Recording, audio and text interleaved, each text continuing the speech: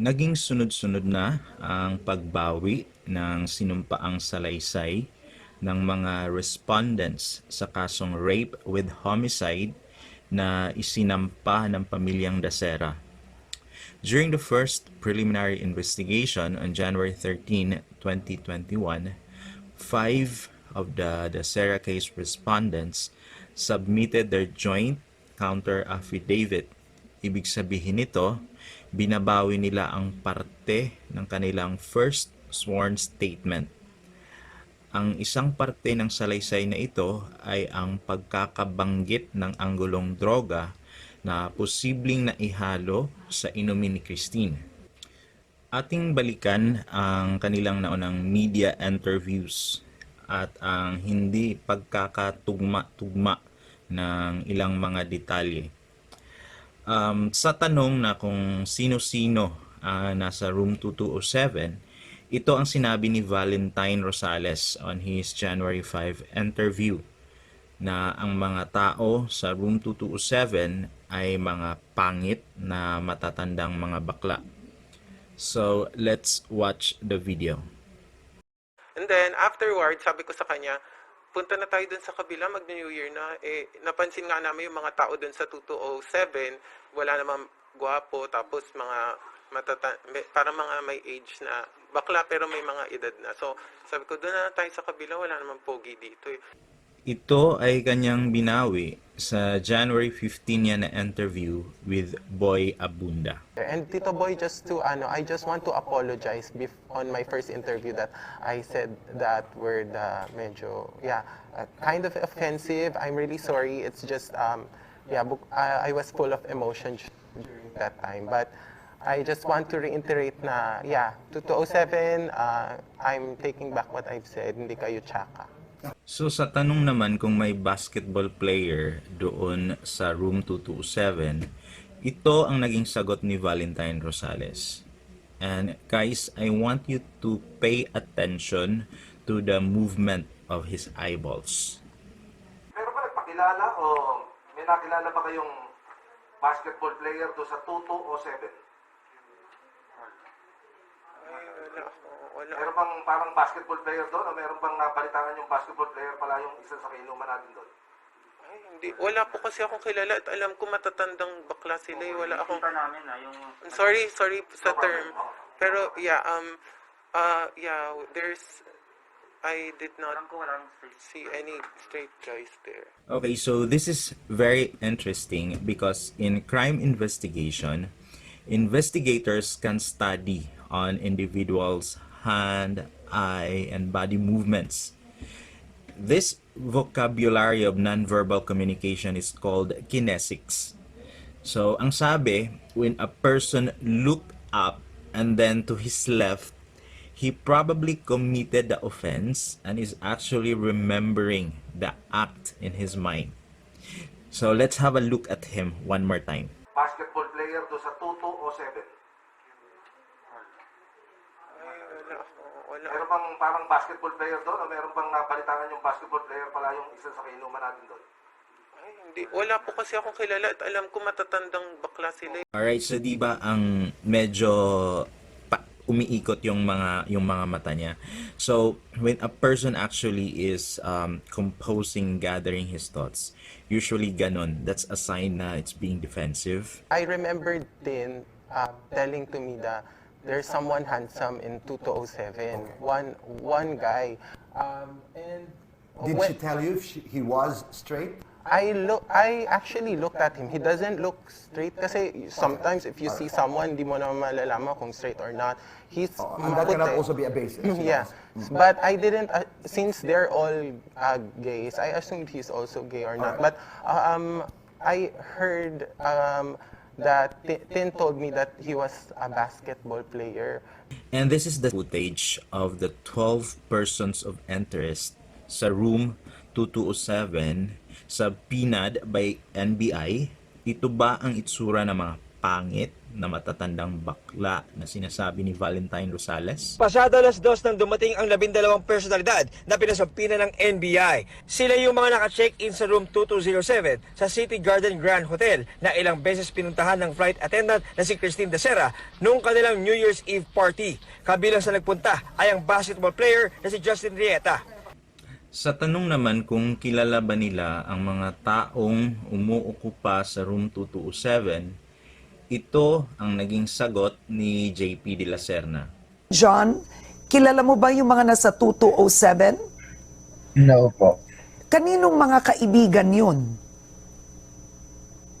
Kaibigan po sila ni Ed Madrid. It's one of our members sa core group talaga.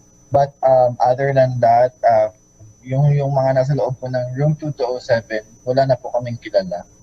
So, ulitin ko sinabi niya na kaibigan sila ni Ed Madrid and si Ed is one of the members sa core group. Pero other than that, yung mga nasa loob ng room 227, wala na raw silang kilala. Which is kabaliktaran ng kanyang sinabi sa interview nila ni Boy Abunda. Sa naturang interview, inamin ni JP de la Serna na siya ang nagpakilala ng mga tao sa room 227 kay John Paul Halili. Kasi there is a narrative that says, ikaw daw ang nagpakilala sa mga taga 2207 kay JP Halili. Yes, because ang kakilala talaga ng room 2207 is si Ed. So, si Edward Madrid is sila yung friends yun ni Edward Madrid, yun nasa 2207. Then, yung sa room namin is friends But din. do you consider Edward Madrid as part of the 2209 or 2207? 2209. Kasama niyo sa 2209, yung Yes. sa bilang ng 11. Yes. Okay. So kaibigan ni Ed Madrid yung mga taga 2207. Isa Inuulit lang ko. po. Isa lang po. Isa lang yung kilala niyo doon. Isa lang. Oo. Would you know who? Si DJ. DJ ang pangalan. Yes. Okay. Si DJ, then circle of friends ni DJ yun nandoon. Oo. Can you give us an idea of who DJ is? Ka-fling ni Ed. This narrative supports the sworn affidavit of John Halili na si JP de la Serna ang nagpakilala sa kanya ng mga tao sa room 227. Sa makatuwid, nagsisinungaling si JP de la Serna sa nauna niyang interview. We would just like to highlight the sworn statement of John Paul Halili and we quote, "Ipinakilala ako ni JP de la Serna sa mga tao." Uulitin ko lang sa mga tao sa room 227. Interesting that they only knew a certain DJ, if you know what I mean.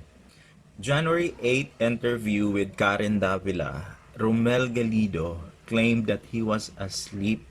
So tulog daw siya from 3 a.m. to 10 a.m. Pakinggan natin yung interview niya Okay. As ako, tandang-tanda ako na past tulog ako, tapos nagigising na lang ako, tapos tulog na naman ako, tapos tawag doon hirap pag-Tagalog. Okay lang, just say it the way you want to.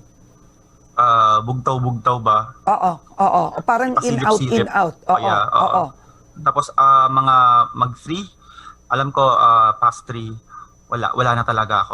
Tulog na talaga ako nun. Yun na yung time na nagising ako ng 10 a.m. But this CCTV footage tells us otherwise. So, a CCTV footage of him together with Christine was running in the hallway at 5:05 a.m. So, yun ba yung itsura ng taong tulog?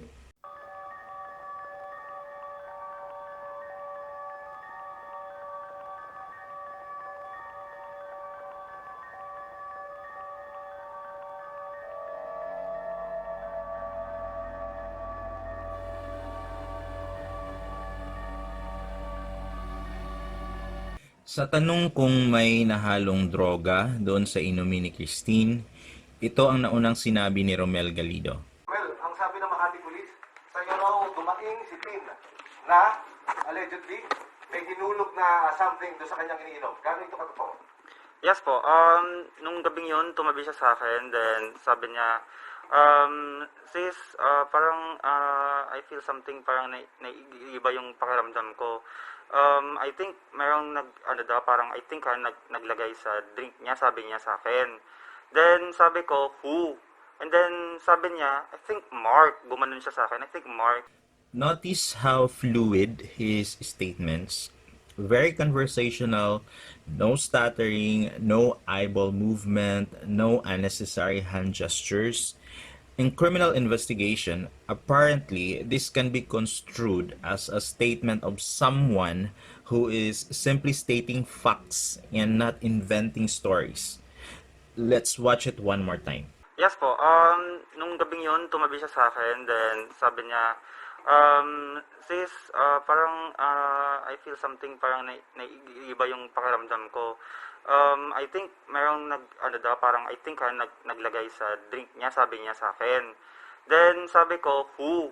And then sabi niya, I think Mark. Gumanon siya sa akin, I think Mark. And then again, as you know, binawi rin niya ito sa kanyang sworn statement at sinabi rin niya na ang kanyang pagbawi sa interview with Boy Abunda.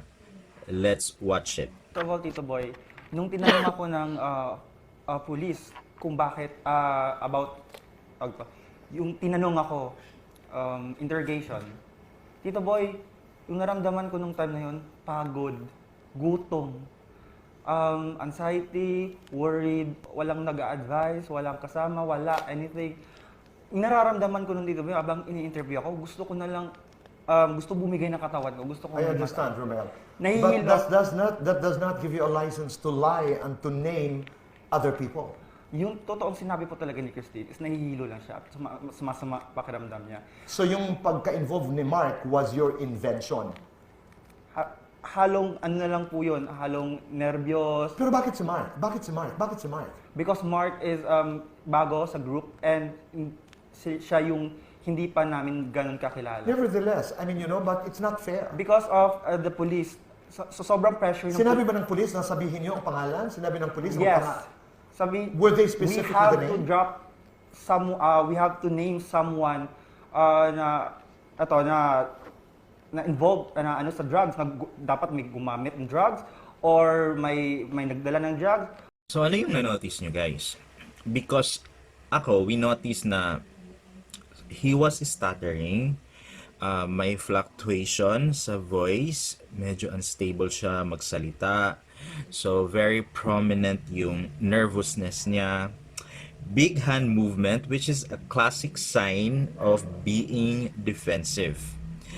Let's watch it one more time, guys. Tito Boy, nung tinanong ako ng police kung bakit yung tinanong ako, interrogation, Tito Boy, yung naramdaman ko nung time na yun, pagod, gutom, anxiety, worried, walang nag-a-advise, walang kasama, wala, anything. Nararamdaman ko nung dito, habang ini-interview ako, gusto ko na lang, gusto bumigay ng katawan ko. Yung totoong sinabi po talaga ni Christine is nahihilo lang siya, sumasama pakiramdam niya. Halong ano na lang po yun, halong nervyos. Because Mark is bago sa group and siya yung hindi pa namin ganun kakilala. We have to name someone na involved sa drugs, dapat may gumamit ng drugs or may nagdala ng drugs. Okay, so that's Romel Galido. Now let's move to JP De La Serna. Yeah, the same JP De La Serna who claimed that he didn't know anyone from room 2207. This is what he said in his first sworn statement.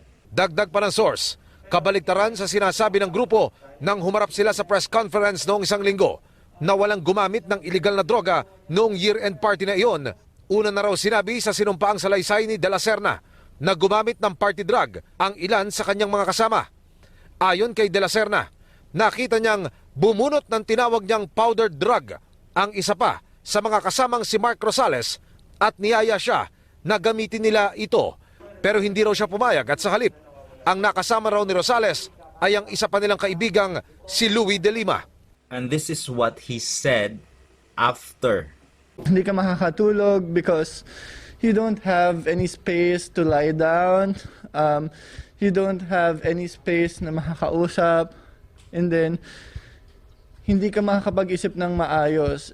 At the same time, one time bumisit yung mami ko, nagdala siya ng food.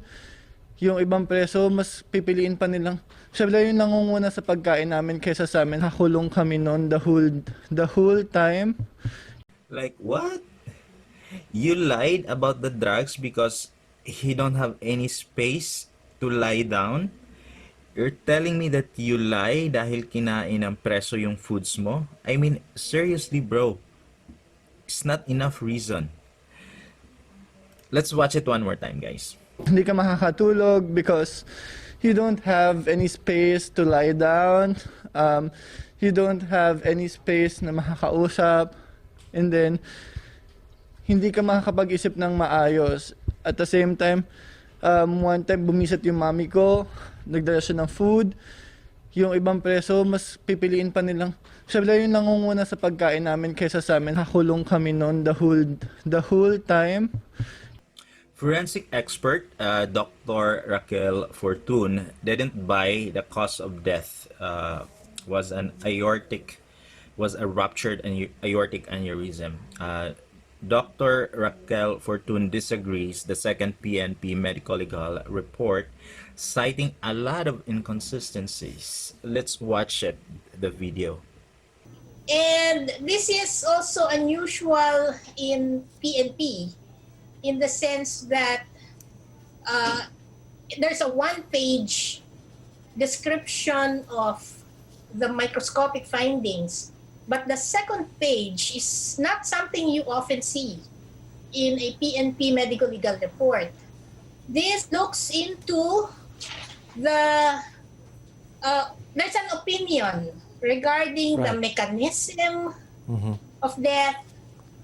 Also, there is a conclusion regarding cause of death and even a determination of manner.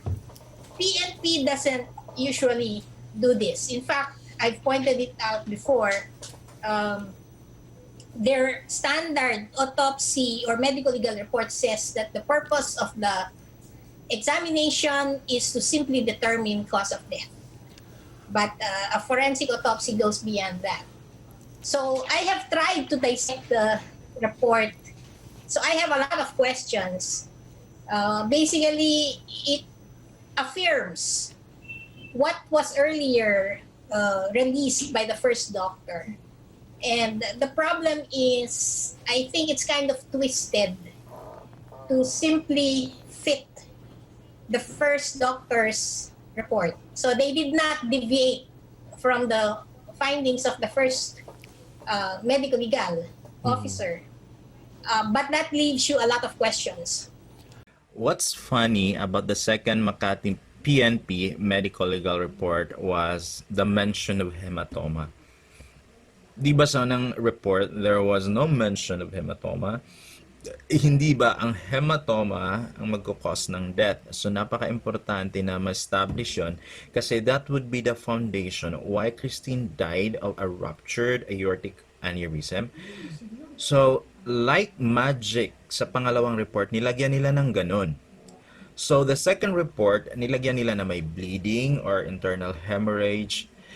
The second report was simply made to address the inconsistencies, the afterthoughts, and the doubts we had on the first report. Again, as a pathologist reviewing this report, I'm not convinced.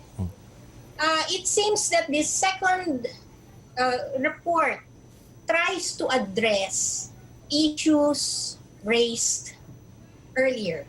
Like for instance, I remember raising a lot of questions regarding if this is a ruptured aneurysm, how come the first report never mentions hemorrhage? Because that is how you die. If it ruptures, you bleed inside, and there's no stopping that bleeding, and then you die. This second report seems to answer or tries to address something like that. Like for instance, apparently a segment of the aorta was submitted to the second doctor, and there is a description here of hemorrhage outside the aorta. But as a pathologist, I'm not that convinced this is real. Some other questions I have, it's really not convincing to me, especially how it was concluded that since the aorta is deceased, therefore the manner of death is natural. I can't buy that. Ito pa yung isang nakakatawa, okay. So sa second medical legal report na galing sa PNP, inexamine daw nila yung section ng aorta. It was stated that that section of aorta was smooth. No mention of atherosclerosis. Atherosclerosis is a condition kung saan may pagbara sa daanan ng dugo. Yun yung dahilan kung bakit lolobo yung aorta, and eventually it will rupture. So the second medical legal report is telling us that there was this certain healthy aorta and it suddenly ruptured like magic. There seems to be again an attempt to explain away, because that's another big issue. You have a 23-year-old, apparently previously well, no known illnesses, no medications taken, and now she's suddenly dead. And then the second doctor explains that, yes, he examined the surface, inner surface of the aorta, and it's smooth, and there is no atherosclerosis there, which is the usual scenario. But taking everything in consideration, bottom line is this is not really convincing that that is indeed the cause of death, and the manner is simply natural. So, In fact, the cause of death statement here does not explain how she died. So ang daming nagsasabi na nakakasawa na ang kaso ni Christine. Well, for me, no. What we have on this is a classic case of police incompetence. Unang-una, wala naman sanang ganitong pagdududa and all if sa una pa lang, when the family suspected that there was a probable crime, they shouldn't embalm the body. Why they embalm the body on the first place, di ba? Was there someone telling them to embalm it? Yun yung malaking katanungan dun eh. And once and for all, yung tune naman ng crime and homicide is coming from the PNP itself. Yun yung una nilang sinabi. Sila naman yung unang nasabi na may crime, and all of a sudden, ito na, wala na. The family was not given the full, raw, unedited CCTV footages. Yun pa yung isa na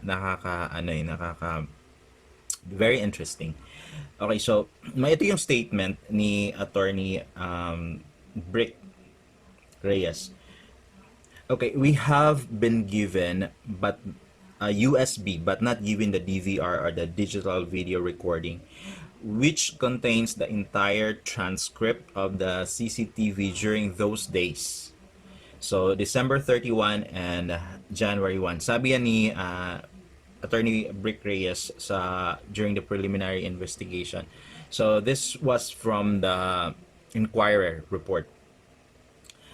So ang binigay sa amin is splices of incidents. So maraming kulang. Sometimes we wonder why they are not divulging everything on the part of the hotel and Makati City Police Department. Diba? Malaking gulo to actually. Napakalaking expose nito if after, alam mo, yung after ng lahat ng ito, eventually mapatunayan ng pamilya na may krimen pala talaga. This will expose the corrupt system that we have in solving crimes. It will expose the corrupt system of the PNP, although we're not saying na yun nga, no? But we're saying here is that there is a probability na may maagang nakatanggap ng 13th month pay. So, ang daming inconsistencies. Okay. And if it's a natural death na hindi ka naman siguro magkakapasa ng ganon, di ba? And if the evidence were investigated or treated or gathered properly, I think walang rason ang Dacera family not to believe it, di ba? Pero yun yung mga testimonies were unclear, yung mga accounts ng mga respondents is like parang roller coaster, iba-iba siya. So, yung full CCTV footages were not turned over to the family, although they always asking 4 weeks na actually. 'Di ba? So, hindi pa rin binibigay. The Makati Med also hold their medical reports. So, ang daming puzzles that haven't solved yet. So, hindi tayo dapat magtaka kung bakit nagdududa yung pamilya.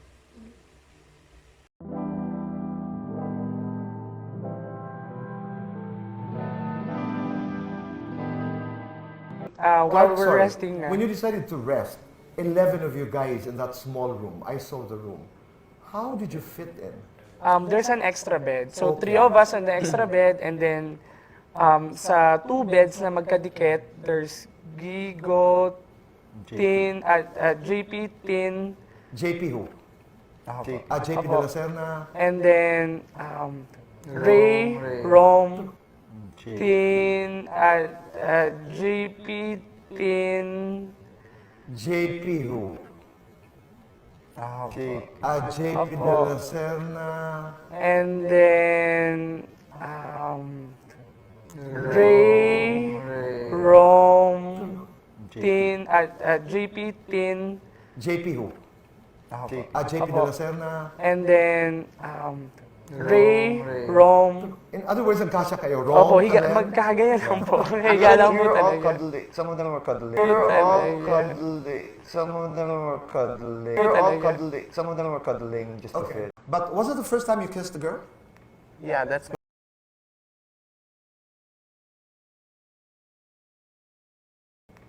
that's my first time. All right. Is this a thing that is often done among you, Romel, Christine? Actually, Yes. can I Gigo. answer that? Go ahead. Because all of my best friends, actually, majority of my best friends are all girls, pretty girls actually. And so, you know, my old friends, straight guy friends would actually want me to hook them up. So it's all this thing. So when we're together, it's like girls kissing each other. It's just fun when we're under the influence, and it's just fun when we're under the influence, and it's just fun when we're under the influence and we're in the moment and we're like dirty dancing with each other, and suddenly, you know, someone kisses each other, and it's about the trust. So we were just willing to like it's You fun. live that now. You live that moment. I understand And that. so we also like teasing. Like, for example, when I was out in the club with my best friends, and there were these guys trying to hit on them, so they'd pretend that I was their boyfriend, and so they kissed me in front of them, and I would just kiss them right back. Tinanggal ko po yun kasi the only reason why nasabi ko yun is I'm hearing both of them were moaning, but because they were making love. Because I'm hearing both of them were moaning, but because they were making love. Because I'm hearing both of them were moaning, but because they were making love. Because both of them are considered as couple or dating po. Okay. They were making love. So in that small room, the two were actually making love in your presence, guys?